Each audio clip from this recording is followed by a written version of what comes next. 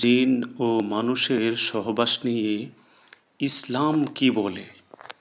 ইসলামী শরীয়তে জিনদের অস্তিত্ব বাস্তব এবং কুরআন হাদিসে তা বারবার এসেছে।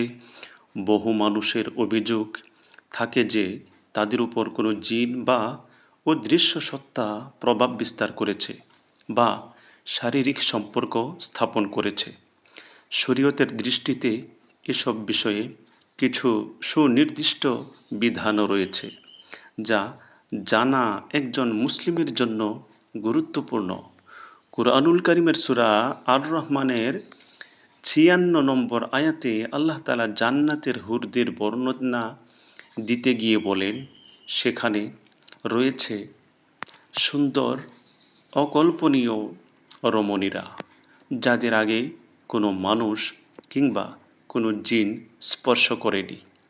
এই আয়াতের ব্যাখ্যায় ইবনুল জাওজি রহমতুল্লাহি আলাইহি বলেছেন, আল্লাহ তাআলার এই বাণী প্রমাণ করে যে জিনদের নারী ও পুরুষ উভয়ই মানব নারী পুরুষের সঙ্গে সহবাস করতে সক্ষম।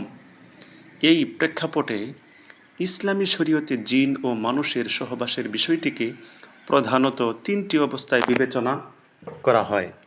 স্বপ্নে সহবাসের অনুভূতি: ঘুমের মধ্যে যদি কোনো নারী বা পুরুষ এমন কিছু অনুভব করে যা স্বামী বা স্ত্রীর সহবাসের সময় হয়ে থাকে এবং ঘুম ভাঙার পর বীর্য দেখতে পায়, তাহলে তার উপর গোসল ফরজ হবে।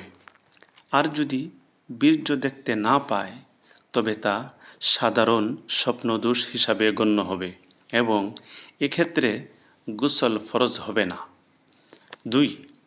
জিনের মানুষের আকৃতিতে সহবাস: যদি কোনো জিন বা পরী মানুষের আকৃতি ধারণ করে কোনো নারী বা পুরুষের সঙ্গে সহবাস করে, তাহলে বীর্যপাত হোক অথবা না হোক, এমত অবস্থায় গোসল ফরজ হবে, কারণ এমনটা বাস্তবে বিরল হলেও ইসলামী ফিকহে তা সম্ভব হিসাবে গণ্য করা হয়। ৩ নম্বর, অদৃশ্য জিনের সহবাস: যদি কোনো জিন অদৃশ্য থেকে কোনো জাগ্রত মানুষের সঙ্গে সহবাস করে এবং সেই অনুভূতি ও সহবাসের মতোই হয়, তাহলে ৪ মাযহাবের অধিকাংশ ফকিহের মত অনুসারে যদি বীর্যপাত ঘটে তবেই গোসল ফরজ হবে, অন্যথায় নয়। এই বিষয়ে শরীয়তের নির্দেশনা স্পষ্ট, যে কোনো অবস্থায় শুক্রাণু নির্গত হলে গোসল ফরজ হয়। তবে এমন ঘটনায় মানুষের মনে নানা প্রশ্ন জাগতে পারে, তাই এসব বিষয়ে বিশ্বস্ত আলেমদের পরামর্শ নেওয়া অত্যন্ত জরুরি। ইসলামী শরীয়ত আমাদের জীবনের প্রতিটি ক্ষেত্রে সুস্পষ্ট দিক নির্দেশনা দেয়, যা আমাদের আধ্যাত্মিক ও শারীরিক পবিত্রতা নিশ্চিত করে।